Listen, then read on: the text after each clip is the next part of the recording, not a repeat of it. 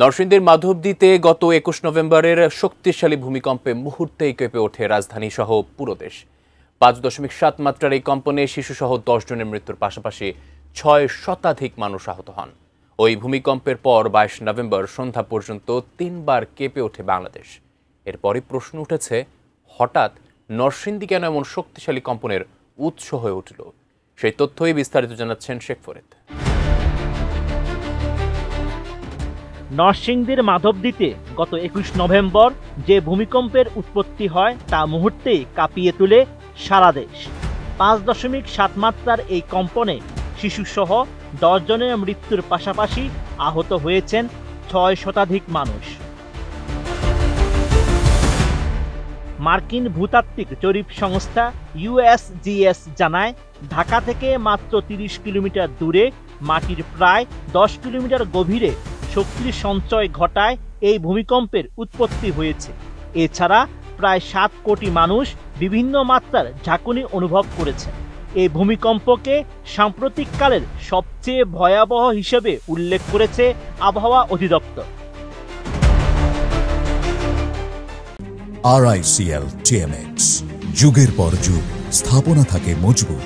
গত ২১ নভেম্বরের পর ২২ নভেম্বর আরও ৩বার একই এলাকায় ভূমিকম্প অনুভূত হয়, যার মাত্রা ছিল যথাক্রমে ৩.৭ ও ৩.৩ এবং ৪.৩, যার উৎপত্তি স্থল নরসিংদীর পলাশ উপজেলা।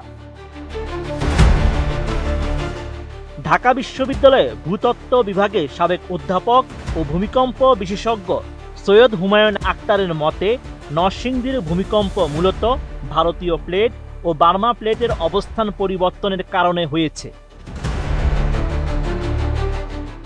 ঢাবির এই অধ্যাপক আরও জানান, ভারতীয় প্লেটটি ধীরে ধীরে পূর্ব দিকে অগ্রসর হয়ে বার্মা প্লেটের নিচে অর্থাৎ চট্টগ্রাম পার্বত্য চট্টগ্রামের নিচে তলিয়ে যাচ্ছে। তলিয়ে যাওয়ার কারণে একটা সাবডাকশন জোনে তৈরি হয়েছে। দুই প্লেটের সংযোগ স্থলে শক্তি সঞ্চয় হচ্ছে ৮০০ বছরের বেশি সময় ধরে। সেখানে ৮.২ থেকে ৯ মাত্রার ভূকম্পন তৈরির মতো শক্তি জমা হয়ে আছে। সৈয়দ হুমায়ুন আক্তার জানান, এই শক্তি বের হবেই।